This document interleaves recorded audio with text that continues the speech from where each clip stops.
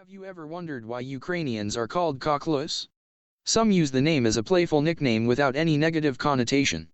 For some, it is an extremely insulting nickname that, according to the insulted person, puts Ukrainians in an unfavorable light. Where does this name come from and what does Khohol have to do with it? Are you interested? Let's dive into history.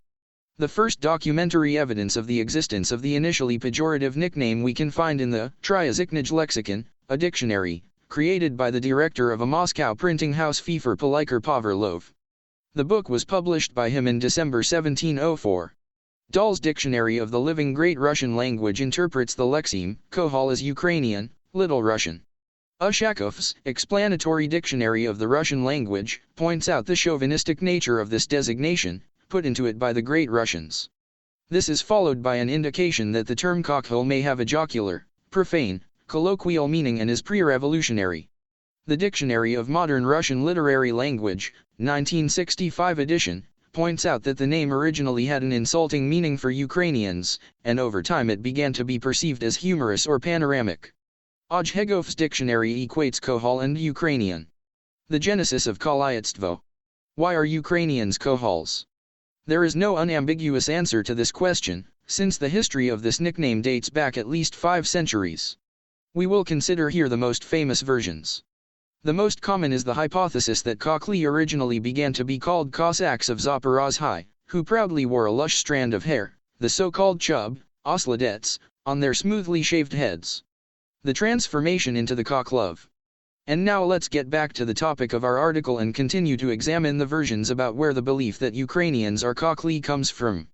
There is a very interesting version based on the assumption that the word Khohol is a composite term borrowed from Turkic languages. Its first part, ho, means sun, the second part, kol, means sky. Altogether can be translated as a son of the sky. Therefore Khohlov was often called not only Ukrainians, but also Russians, meaning the blue color of their eyes. In the Crimean Tatar, Crimean, language there are words ho, sun, and hol, sun. Perhaps it was the combination of these words that formed the nickname given to the Ukrainians. No less noteworthy is the hypothesis put forward during the etymological study of this word. It has been suggested that the phrase Halgol, which exists in the Mongolian language, appeared since the time of the Tatar-Mongol invasion. It is translated into Russian as blue-yellow and evokes associations with the colors of the flag of the Galicia Volyn Principality, which later were borrowed by the Zaporozhian secessionists for their battle flags. The choice of colors for the national banner was not accidental, since the ancient Slavs symbolized the two most important elements, water and fire. Khohli refers to Orthodox Christians, both Ukrainians and Russians, as the Old Believers, who consider themselves to be Linovans living in the small Ukrainian town Vilkovo in the Odessa region.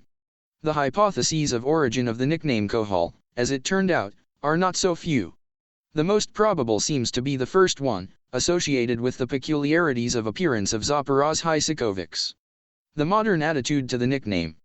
The term Khohol, indicating belonging to the Ukrainian people and bearing no connotations, is synonymous with the word Ukrainian in common parlance. But this is only in common parlance. Interestingly, the attitude toward the word Khohol varies greatly in different parts of Ukraine. In western Ukraine the nickname Khohol is considered extremely offensive. Residents of eastern Ukraine have never reacted to the word like that and still perceive it quite calmly. But in a number of cases Khohol can actually have an insulting, degrading meaning for the national dignity of Ukrainians. Sometimes one hears that Ukraine is called Khokhlundia or Khokhlostan, and the inhabitants of this country are presented in an exaggerated form that is inseparable from embroidered shirts, trousers as wide as the Black Sea, long floppy mustaches and a gaudily twisted oslads on the head. Many people still associate the lifestyle of the ethnic Khokhol with a lonely farmstead somewhere in the steppe, fiery gorilka, and a decent chunk of pork fat. They portray the Kholi, frequent characters in jokes, as foolish, limited, greedy, pathologically cunning, greedy, self-serving, and overbearing. Of course, all these statements and characteristics have nothing to do with reality, and only politically limited and ignorant people can spread such jokes, as well as make unflattering assessments of an entire nation. If you want to know whether Holland and the Netherlands are the same or different countries, read our following article.